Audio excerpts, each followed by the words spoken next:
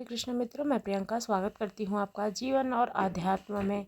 मित्रों, आज मैं आप लोगों के लिए बौद्ध की 4 कहानियाँ लेके आई हूँ जो कि आपको जीवन जीने में प्रेरणा देगी। एक बार महात्मा बुद्ध जेतवन विहार में रह रहे थे।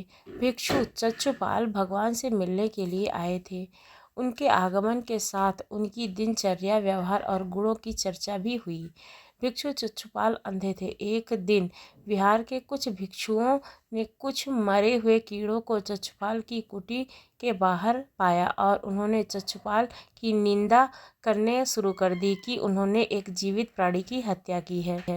भगवान बुद्ध ने निंदा कर रहे उन भिक्षुओं को बुलाया और पूछा कि क्या तुमने भिक्षु को कीड़े मारते हुए देखा है? उन्होंने उत्तर दिया, नहीं।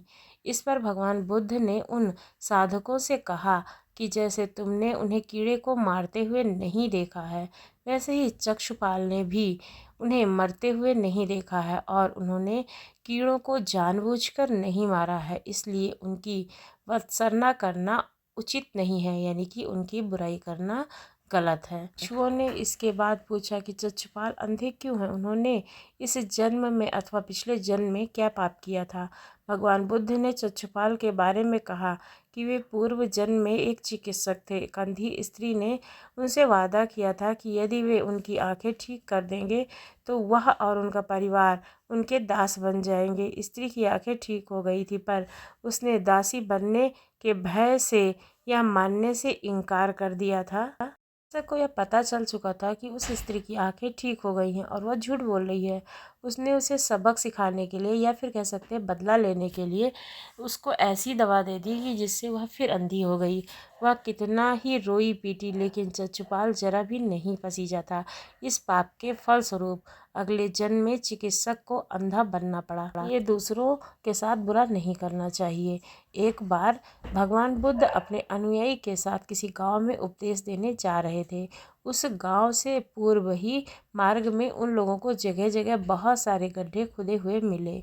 बुद्ध ने एक शिष्य से उस गड्ढे को देखकर जिज्ञासा प्रकट की कि आखिर इस तरह गड्ढे पर खुदे होने का तात्पर्य क्या है? बुद्ध बोले, पानी की तलाश में किसी व्यक्ति ने इतने गड्ढे खोदे हैं, इसलिए वह धैर्यपूर्वक एक ही स्थान पर गड्ढे खोदता तो उसे पानी अवश्य मिल जाता। वह थोड़ी देर गड्ढा खोदता और पानी न मिलने पर दूसरा गड्ढा खोदना शुरू कर देता है। व्यक्ति को परिश्रम करने के साथ साथ धैर्य अवश्य रखना चाहिए, तभी कार्य में सफलता मिलती है। यदि हम धैर्य नहीं रखेंगे तो कार्य में सफलता नहीं मिलेगी। तीसरी कहानी सुनते हैं, अमृत की खेती। एक बार भगवान बुद्ध भिक्षा के लिए किसान के यहाँ पहुँचे। तथागत को भिक्षा के लिए आया देखकर किसान उपेक्षा से बोला, श्रमण, मैं हल जोतता हूँ और तब खाता हूँ। तुम्हें भी हल जोतना और बीज बोना चाहिए और तब खाना खाना चाहिए। पर किसान को जिज्ञासा हुई और वह बोला, मैं ना तो तुम्हारे पास हल देखता हूँ, ना बैल और ना ही खेती का स्थल। तब आप कैसे कहते हैं कि आपकी खेती ही करते हो? आप कृपया अपनी खेती के संबंध में समझाइए। भगवान बुद्ध ने कहा, महाराज, मेरे पास श्रद्धा का बीज, तपस्या रूपी वर्षा और प्रजा रूपी ज्योति और हल है। पाप भीरुता का दंड है, विचार रूपी रस्सी है, स्मृति और जागरूकता रूपी हल की फाल और पेनी है। वचन और कर्म में संयत रहता हूँ। मैं अपनी इन खेती को बेकार घास से मुक्त रखता हूँ और आनंद की फसल काट लेने पर प्रयत्नशील रहने वाला हूँ। अप्रमाद मेरा बैल है और बाधाएं देखकर भी मुझे मुंह नहीं मोड़ता है। वह सीधे शांति धाम तक ले जाता है। इस प्रकार मैं अमृत की खेती करता हूँ। इस प्रकार भगवान बुद्ध ने बताया कि वो कौन सी खेती करते हैं, इसलिए उन्हें अमृत ज्ञान प्राप्त हुआ है जो लोगों को वो देते हैं।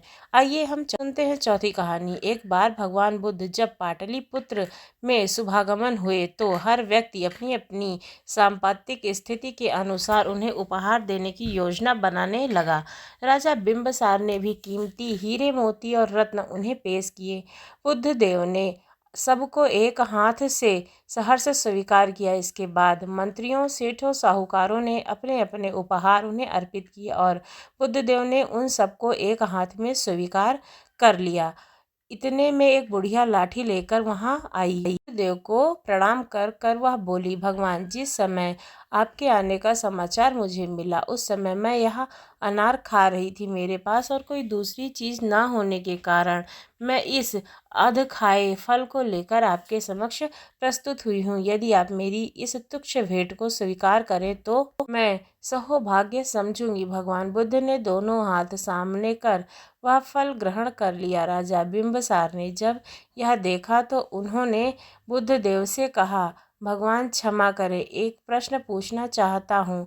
हम सबने आपको कीमती और बड़े बड़े उपहार दिए जिन्हें आपने एक हाथ से ग्रहण किया, लेकिन इस बुढ़िया द्वारा दिए गए छोटे एवं जूठे फल को आपने दोनों हाथों से ग्रहण किया। ऐसा क्यों किया? सुनकर बुद्धदेव मुस्कुराए और बोले, राजन, आप सबने अवश्य बहुमूल्य उपहार दिए हैं मुझे, किंतु यह सब आपकी संपत्ति का 10वां हिस्सा भी नहीं है।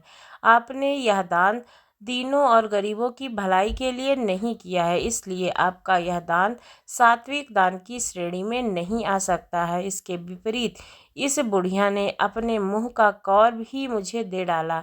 भले ही यह बुढ़िया निर्धन है, लेकिन इसे संपत्ति की कोई लालसा नहीं है। यही कारण है कि इसका दान मुझे खुले हृदय से स्वीकार करना पड़ा और इसीलिए मैंने इसे दोनों हाथों से स्वीकार किया। आपको ये सारी कहानी कैसी लगी ज़रूर बताइएगा। अगर अच्छी लगी हो तो हमारे चैनल को सब्सक्राइब करना ना भूलेगा। धन्यवाद।